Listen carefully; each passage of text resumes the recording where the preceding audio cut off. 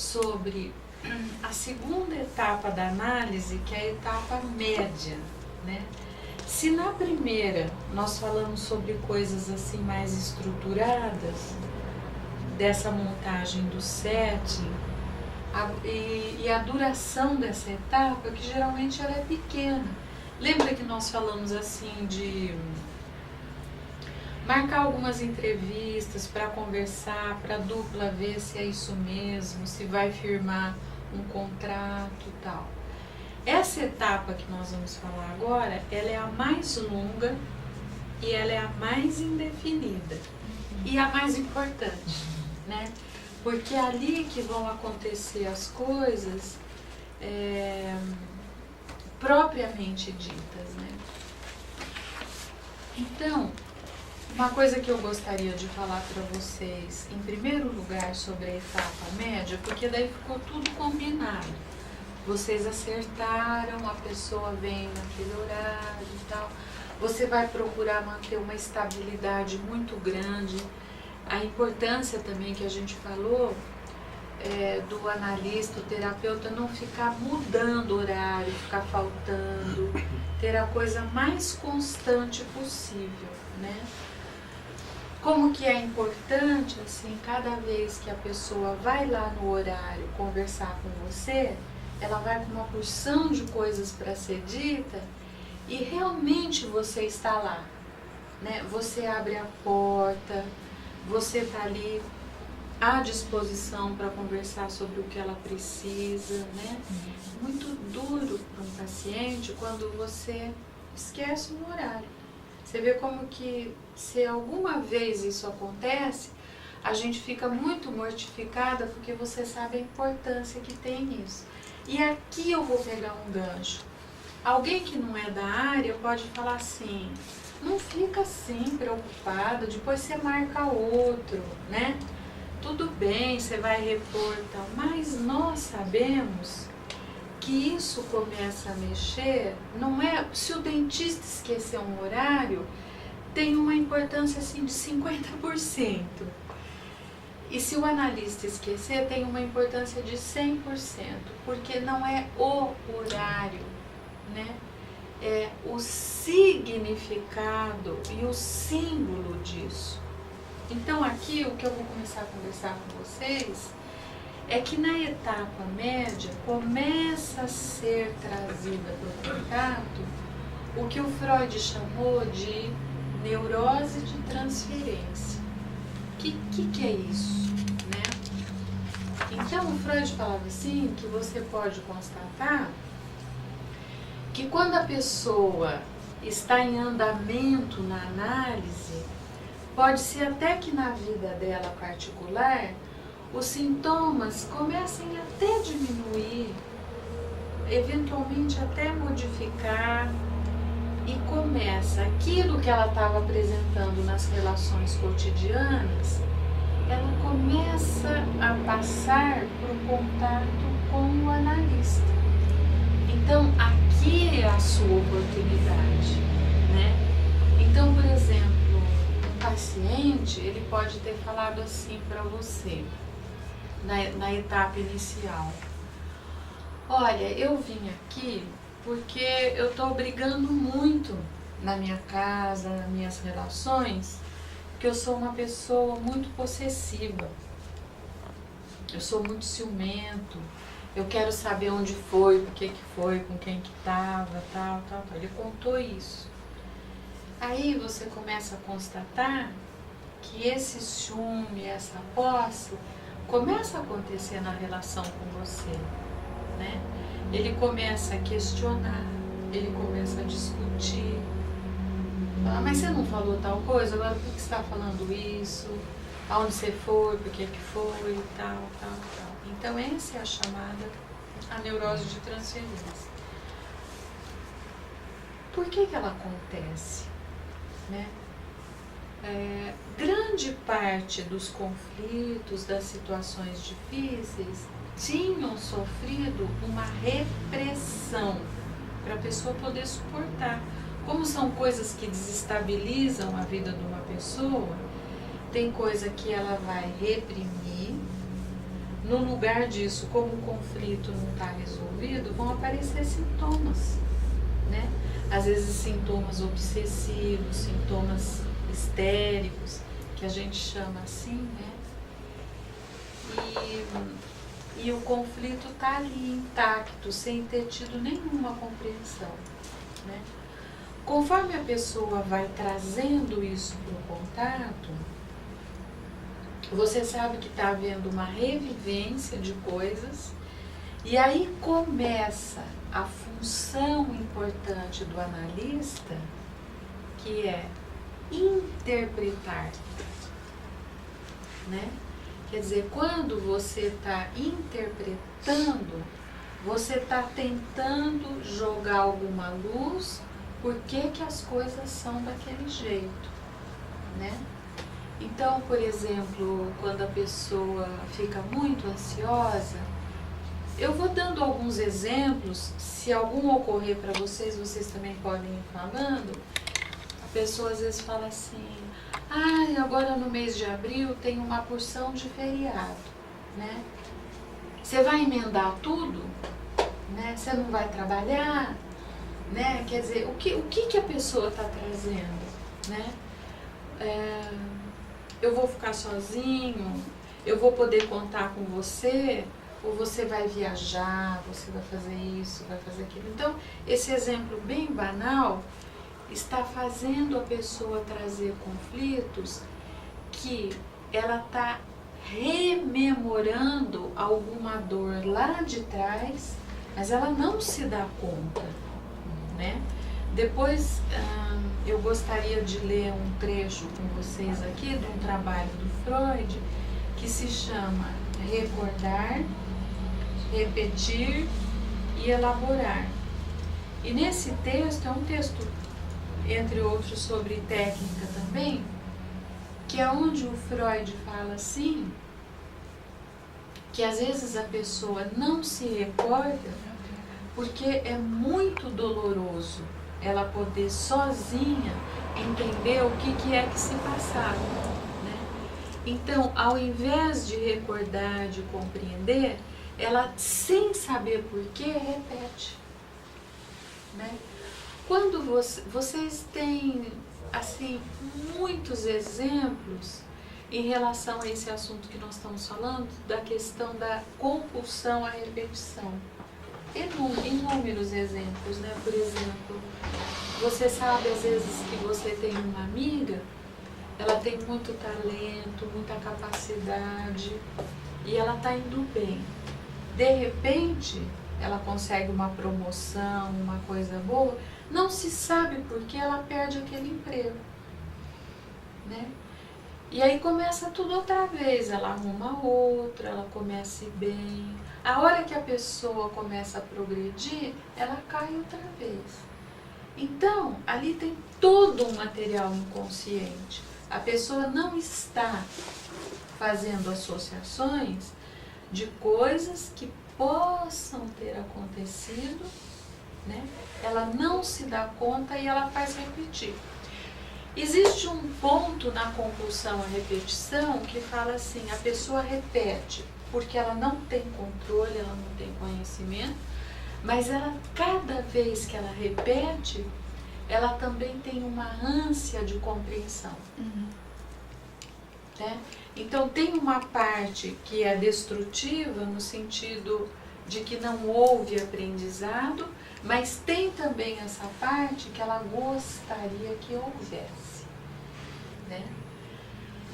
Então, vocês vão listando aí os conceitos que a gente está falando. A gente está falando de neurose de transferência, que você ajeitou tudo muito bem lá no seu setting para poder acolher esse fenômeno. E essas coisas que eu estou falando hoje com vocês, nós vamos falar também no sentido de vocês lembrarem que conforme a gente tem uma sequência boa dos conceitos, como eu espero que hoje tenha aqui na nossa conversa, a sua escuta tende a modificar.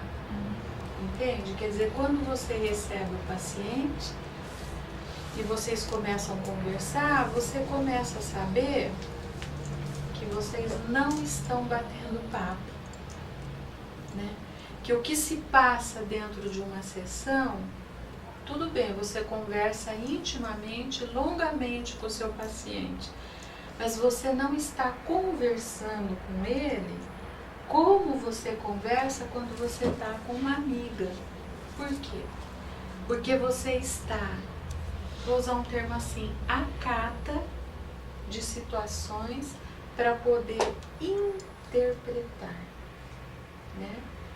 Então, o analista tem ali naquela situação uma dupla função. Ele tem a função de ser continente e tradutor, né? Então, você cada vez que abre a porta, vai com o seu paciente para a sala, você tem uma tarefa, né? E você sabe que naquele momento você está conversando com alguém que tem uma confusão no pensamento. E qual é a confusão que a pessoa tem? Ela tem uma confusão de self com objeto, né? Sabe isso que a gente fala, tá projetando, tal, quer dizer, tá imputando determinadas coisas que não são minhas, mas tá pondo em mim e tal, porque ela não tem muito claro o que é dela e o que é do outro. Conforme você tem aquela estabilidade, é um grande alívio para o paciente quando ele chega e você está lá. No fundo a pessoa pensa assim, nossa, esse aí está aguentando, né? Vou falar outra vez. A pessoa fala, não sei como você aguenta. Você tá... Nunca é a mesma conversa, né? Às vezes parece que o assunto é o mesmo, tem que repetir, mas nunca é o mesmo. Você vai vendo nuances, né? Então, ela começa a ter contato com alguém que suporta aquela projeção e alguém que tem uma estabilidade. Então, de uma outra coisa que vai acontecendo também é que conforme o paciente vem, você está ali disposto a continuar a conversa. Muitas vezes o paciente fala, não sei como você aguenta, tal, e não é o que a gente sente normalmente, né? Assim, você vê que ali tem um empenho, né? Ele associa com outras coisas, tal. Mas aí começa a acontecer uma outra coisa também. Conforme ele vê aquela pessoa ali, estável, pronta para conversar, ele começa a perceber que é uma conversa completamente diferente, né? Por exemplo, se um paciente tiver muito nervoso, com muita raiva, olha o que você falou para mim, nunca escutei uma coisa dessa, tal. Vamos supor um exemplo assim. Normalmente você não vai discutir com a pessoa, nem revidar, nem falar, mas e você? Olha também o que você falou, né? Não é assim, não é assim. Então ele vai começar a ver que é diferente. Você tem uma escuta diferente e você tem palavras diferentes para voltar. Então o que acontece? A pessoa começa a ficar com um objeto na vida dela e um objeto que ela tem a possibilidade de introjetar. Quer por aqui? Não, é bom. É assim, até coisa meio assim. Então, a pessoa vai observando e quando o analista tem uma atitude bem correta, você começa a admirar aquela pessoa, né? Porque você vê, por exemplo, assim, uma pessoa que tem respeito pelos fenômenos da emoção, interesse, vontade de melhorar, de modificar e principalmente respeito, né? Possivelmente você está diante de um modelo diferente que você possuía nas suas relações, né? Então, começa a ver, nessa etapa média da análise, o que a gente chama de um enriquecimento do ego, né? E você começa a ver também, como paciente, que algumas coisas que você projetava, expelia, você começa a deixar retornar. Né? E é assim uma coisa muito interessante, por exemplo, né? É comum quando você começa a trabalhar e a pessoa está com a autoestima lá embaixo, ela começa a falar muito mal dela mesma. Sabe? Também sou burra mesmo, olha o que eu fiz e tal. Eu acho que é uma ótima oportunidade que a gente tem de apontar isso para a pessoa. Entende? De falar, por que você está falando isso? Né?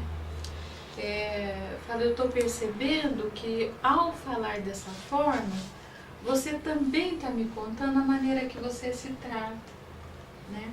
Mas se você fosse burra, você não teria chegado onde você chegou, né? Então, você vai mostrando para a pessoa que, em primeiro lugar, ela tem que ter uma relação boa com ela mesma, né? Claro, ver aquilo que você não sabe, aquilo que você está falhando, aquilo que você tem dificuldade. Mas, principalmente, você poder ver, às vezes, a luta que você tem, as ideias, a criatividade, né? Então, na etapa média, uma coisa bem importante que tem é que vai havendo uma reestruturação egóica, né? Então, você começa o trabalho, que há uma confusão, que a gente falou, de zonas, né? O que sou eu, o que é o outro, de self, de objeto, e a pessoa, sabe, às vezes o paciente vem e fala, ó, aconteceu um negócio, tal, mas isso não é meu não, viu? Eu não tava assim, isso, aquilo. O que ele tá falando? Que ele tá começando a fazer uma discriminação de como a própria mente funciona, né? Então, essa situação que você tem com ele, que vocês entram lá, fecha a porta, a pessoa começa a fazer um exame de uma situação vivida, tal, isso traz uma transformação, né? Agora eu vou falar sobre uma outra coisa que se passa também nessa etapa, né? Para fazer muito disso que a gente está falando, a pessoa usa um mecanismo que vocês ouvem tanto falar, todos os conceitos que nós estamos falando, vocês sabem todos, vocês já ouviram todos. Mas nós estamos tentando ter uma conversa que fala assim, como que tudo isso funciona dentro de uma sessão e para quê, né? Então, por exemplo, nós vamos falar de identificação projetiva, que vocês sabem muito bem o que é, né? É um termo e um conceito que ele está falando de uma situação que ela é eminentemente clínica, né? Ou prática, ela acontece na relação. Não é só um conceito teórico, ele acontece na vivência. Então, o paciente vai ter uma tendência de aquela ansiedade que ele não sabe o que fazer com ela, que está deixando a cabeça dele mal, complicada. A pessoa vai tentar colocar aquela angústia dentro de você, né? E uma das razões que a pessoa faz isso é que você entenda o que ela está sentindo. Porque muitas vezes as palavras, elas são escassas, não dá para descrever, né? Então, nesse mecanismo, você vê que às vezes você começa a sentir uma coisa estranha que você não estava sentindo, né? Mas a pessoa coloca dentro, e é importante essa palavra, era assim que a Melanie Klein falava, que ele põe dentro do objeto para poder comunicar uma emoção. E tem uma outra coisa também. Além disso, da questão da comunicação, tem também a questão do controle, né? Você coloca para deixar a pessoa de uma determinada forma e daí então você conseguiu o que você queria. Existe uma coisa, por exemplo, que o Meltzer fala, e é citado aqui no texto do Etiegoi, que um dos pontos centrais que a pessoa vai trabalhar com você é sobre a angústia de separação, né? A pessoa vai repetir no contato uma dependência grande do objeto, ela vai contar muitas coisas a respeito disso, né? Então, a pessoa tem uma angústia de se sentir sozinha, de prescindir de um objeto que ela pensa que é fundamental na vida dela, né? E como ela não quer perder esse objeto, ela tenta controlar dessa forma, né? Eu vou dar um exemplo também muito simples, assim, que vocês veem acontecer. Às vezes as mães contam isso, né? O que às vezes um filho faz para conseguir o que ele queria e ter o controle da mãe, né? Por exemplo, a mãe vai sair de casa e a criança não quer que a mãe saia. Ela começa assim: eu não sei, mãe, hoje eu não acordei boa. Acho que eu tô doente. Com dor de cabeça. Tô com dor de cabeça. Sempre, geralmente é dor de cabeça. E é mesmo dor de cabeça, né? Mas é uma coisa assim que vai dando uma angústia que às vezes a pessoa fala: não vou mais. Não vou mais, eu preciso ficar tal. Por quê, assim? Porque daí ela consegue o que ela queria. Ela pensa que a solução para as coisas é ficar junto do objeto, né? E, por exemplo, na análise, você pode inúmeras vezes ver isso, que, por exemplo, a gente só tem algumas sessões por semana. Até se você tiver 4 sessões na semana, se for pensar bem, é pouco. O tempo é pouco, né? São 50 minutos que você fica 4 vezes. Todo o resto da semana você vai ficar sozinho. A maior parte do tempo da tua vida você está sozinho. E você está tendo que dar um jeito nas coisas, né? Então, você pensa que você estando grudada, ele fala também da identificação projetiva adesiva, que ela tem uma característica, seria aquela que não é tanto de comunicação, mas é de colar, né? Você pensa que ficar colado vai resolver muita coisa, né? E na verdade, o que você tenta trabalhar na etapa média da análise é a pessoa ir vendo como que a mente dela funciona e os recursos que ela tem para enfrentar a vida. É claro que você precisa muito das pessoas, porque a vida não teria sentido se você não tivesse os vínculos, né? Mas você pode aproveitar os vínculos de uma outra maneira. Não é ficar grudado, não é controlar, né? E ter a pessoa do jeito que você quer. O que acontece às vezes com um namorado muito ciumento? Ele começou a namorar aquela moça, gostou dela, uma menina bonita, se vestia bem, interessante, alegre. Daí começa que ele não põe essa saia, não se pinte, tal. Ele vai transformando a pessoa de uma tal forma que ela vai se tornando de um jeito, às vezes a pessoa obedece para dar certo, tal. A pessoa não quer mais, porque não era mais aquela pessoa, né? Então, o controle, eu estou falando isso porque às vezes o controle, ele acaba com a relação, né? O que é muito importante numa relação, inclusive com o analista, é que você possa aguentar os ataques, aguentar as angústias que são colocadas e você não sucumbir. Porque ao sucumbir, você vai perdendo aquilo que você é. E você vai se transformando numa caricatura. Aquela pessoa não quer.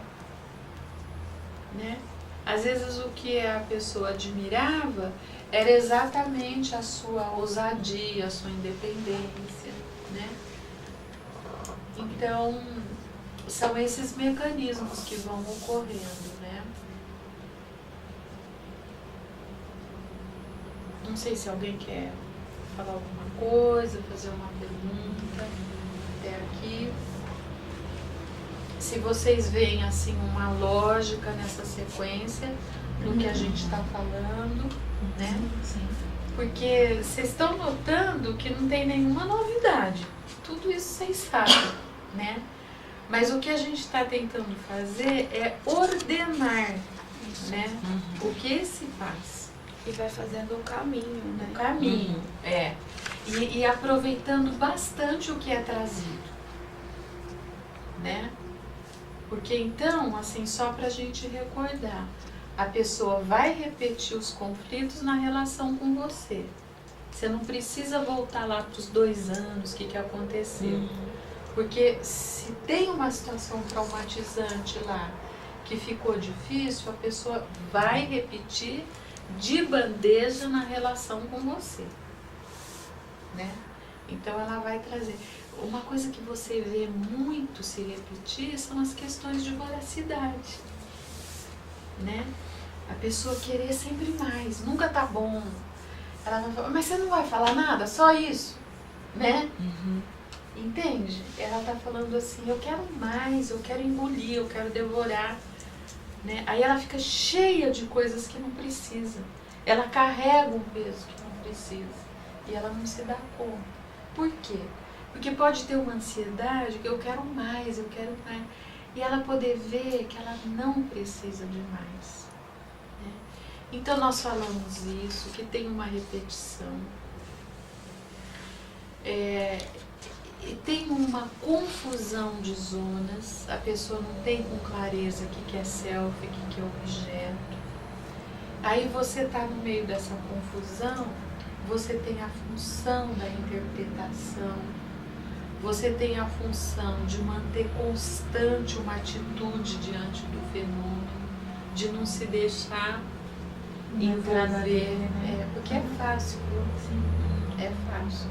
A gente está falando tudo isso, tá? Mas e aqui nós estamos numa boa, nós estamos só falando, conversando. Quer dizer, a hora que você está com a pessoa é diferente, né? Você fica impactado com o que a pessoa fala, das mais diferentes maneiras, né? Porque ao mesmo tempo que tem a questão da neurose da transferência, tem a contra-transferência diante de um material todo como esse, né? Então, você tem que lembrar assim, que esses conceitos todos, eles estão na tua cabeça, você está funcionando, mas você está num dia de trabalho, que você atende várias pessoas, você tem solicitação, né? Assim, quanto mais você conseguir se manter isolada, é melhor para você se concentrar, né? E mostrar para o paciente que você conversa com ele de um outro lugar, de uma outra esfera. A gente não está assim tão interessada nas coisas do cotidiano. Você não está ali, por exemplo, o paciente fala, não sei o que eu faço. Você não tem que saber o que ele faz. Isso não é a sua função. Você tem que estar concentrada ali em ver como que a mente dele está funcionando diante daquele fato. E você sabe que naquele funcionamento que ele está descrevendo, tem o infantil, que está sempre presente, e tem o adulto, né? E você vê as frases, às vezes a pessoa está indo super bem, olha, pensei isso, vou fazer isso, aí eu respondi isso, tá? De repente ela dá uma escorregada pro infantil, né? Ou se denegrindo, ou ficando persecutória, né? E aí você vai mostrando, e você sabe que aquilo está falando do processo de crescimento dela, né?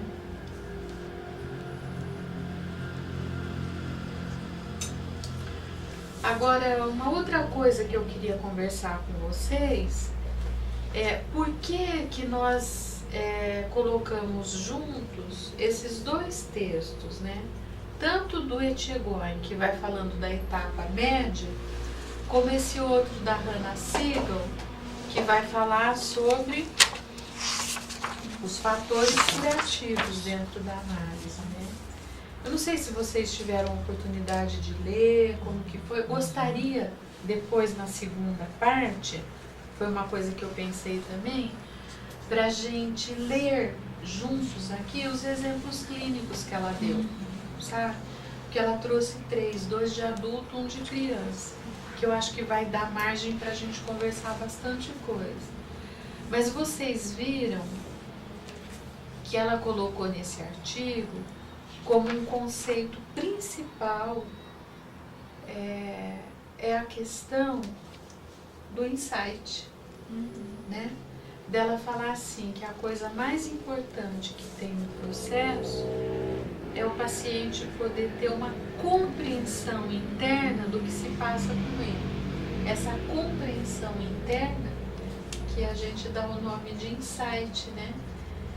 Que é você poder ter uma percepção do seu mundo interno, né? De algumas coisas que estão ocorrendo lá, do seu funcionamento, da sua emoção, das suas buscas, né? Por que às vezes uma coisa é tão importante que você vai atrás, tá satisfazendo qual situação, né? Então ela associa como o fator curativo principal é você se conhecer, né? E vocês sabendo o que se passa, o que é difícil para você e o que você tem como recurso que você pode contar, né? E que o insight, ele ajuda você a compor de uma forma diferente o seu próprio mundo interno, né?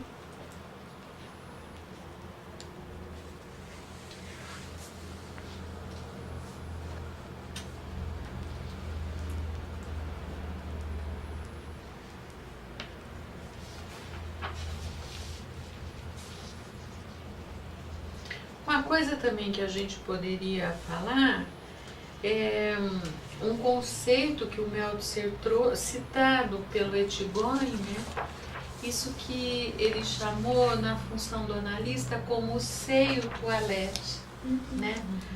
Não sei se isso ficou claro para vocês, mas a gente estava falando sobre isso quando nós falávamos da identificação projetiva, né?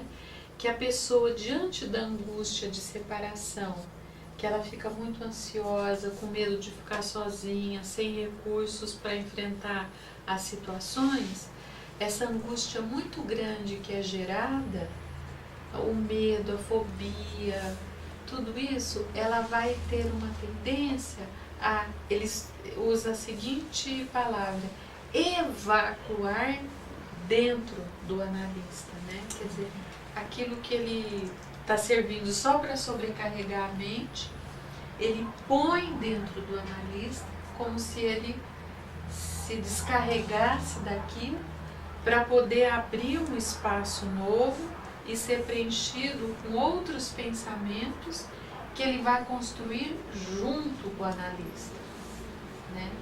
Então, aquilo tudo que a gente falou, quando você está numa sessão, o trabalho que você faz numa sessão não é conversar, né? Eu falo, isso você faz com um amigo. É uma conversa extremamente especial, que ela tem nome e endereço, né? E objetivo. Você tem objetivo com aquilo. Ou você quer mostrar como que a pessoa está procurando no objeto e não no self os recursos para poder viver. Como tem recursos que ela não tem percepção, às vezes faz parte de um insight, né? Às vezes a pessoa te conta uma coisa como se não fosse nada, assim. E é algo que é importante ser assinalado, que ela tem aquilo, que ela precisava preservar, né? E ela ir podendo... às vezes você começa a ficar muito admirado de ver como o seu analista te vê. Às vezes ele vê você melhor do que você mesmo. Não é? Sempre. Né? Não, é porque eu pensei também no mecanismo da arrogância, que para algumas pessoas é o contrário. Às vezes ela está um pouquinho mais que a gente precisa calibrar na outra direção. Mas até isso que eu citei, assim, a onipotência realmente ela é um mecanismo de defesa e não tem consistência. Né? Porque às vezes a pessoa fala o que eu faço, o que eu aconteço, e no fundo ela não acredita naquilo, né? Então são olhares que você precisa ir aprendendo, né? Tanto para cima como para baixo, e de você calibrar sempre com a realidade. Se aquilo serve para enfrentar a realidade, né? Agora eu gostaria de repetir uma coisa, que às vezes esse conceito que a gente estava falando do seio toalete é a forma que a pessoa encontra para poder abrir um espaço novo e substituir por uma outra maneira de pensar, né? E tem coisa que às vezes a pessoa precisa fazer com você. Às vezes no início da análise, por isso que a nossa própria análise é muito boa para poder recordar algumas coisas. Às vezes você sente um ódio do analista e ele não fez nada, assim. É um ódio mesmo que precisa ser drenado para uma situação e o analista ter aquela firmeza de poder acolher. Não, é aqui mesmo que você tem que trazer para eu poder te mostrar outras coisas, né? Porque com certeza é um funcionamento repetitivo, né?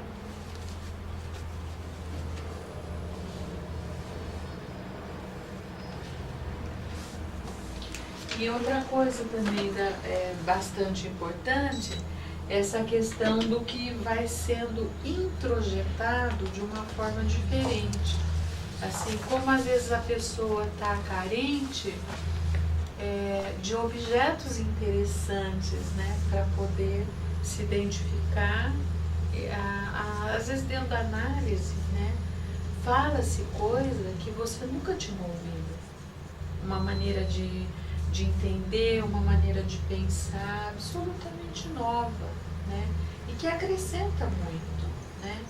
E depois você pode usar aquela situação em outras coisas. Por exemplo, vocês querem ver quando vem e a pessoa se queixa muito do casamento, né? E fala. Como que você vê que às vezes aquela relação está muito difícil? O modo de falar da pessoa. Às vezes a pessoa se considera assim cheia de razão, que ela é certa, que ela sabe, e ó no outro, ó, né? Então, são coisas que atrapalham muito as relações, que sem você perceber, às vezes, você não é uma pessoa que convive, que se oferece para pensar, que está junto. Você dita regras, né? Aquela exigência, aquela coisa. E, por exemplo, é muito importante um analista ter bastante análise mesmo, para você não ficar sem os pacientes. Né? Super egóico. A gente tem uma série de funções, vocês viram? A gente estava falando que você tem que ter as coisas certas, o setting, a regra da abstinência, não é? Muitas coisas você tem que falar não, né? Mas é muito diferente você falar não por uma questão assim, de trazer outros pensamentos, outras situações, do que aquela coisa só super egóica, né? que não tem muita função.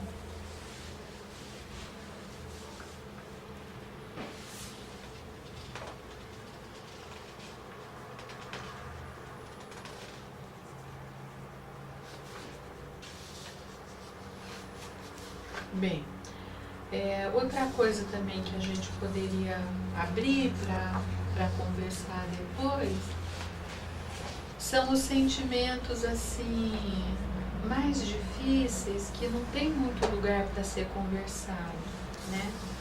Por exemplo, uma das coisas que a pessoa vem precisando compreender muito é como às vezes ela funciona, até por estar numa relação deficitária com ela mesma, como às vezes a inveja está presente na vida da pessoa, né? E de uma forma que não traz nada assim relacionado com o lidar com a realidade, né? Então, sentimentos como o ódio, a inveja, os ciúmes, e são sentimentos que não existe muito acolhimento para isso. Geralmente as pessoas vão falar, se você falar isso para uma amiga, a amiga não tem obrigação nenhuma de ser sua analista, mas vão falar, não pensa assim, não, né? Geralmente você vai ouvir isso, não pense assim, né? Não entenda assim. Mas isso é muito pouco para poder fazer uma transformação.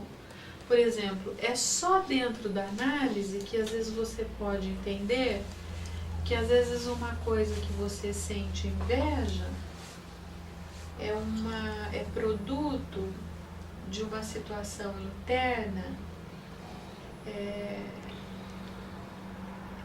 que é uma criação sua, não é verdade. Né? Às vezes você fala assim, eu tenho uma amiga, para minha amiga tudo dá certo. Eu nunca vi, sabe? Ela vai super bem, e acontece, também ela tem sorte, eu não tenho, tal, né? E aquelas coisas assim, é uma maneira de você entender as coisas que possivelmente está atrapalhando sua vida, né? Porque o que a sua amiga vive mesmo de verdade, você não sabe. Você supõe e geralmente se supõe errado, né? Ou então aquele ódio que às vezes a pessoa vem, né? O fulano, sabe o que ele fez? Ele falou isso pra mim, não sei o que, não sei o que, não sei o que, né? E às vezes o ódio que a pessoa está sentindo, o outro nem errou tanto, mas ele não é do jeito que eu achava que tinha que ser, né? Então, coisas assim do funcionamento mesmo, né? Que não está te assessorando. Né? Então, tá bom.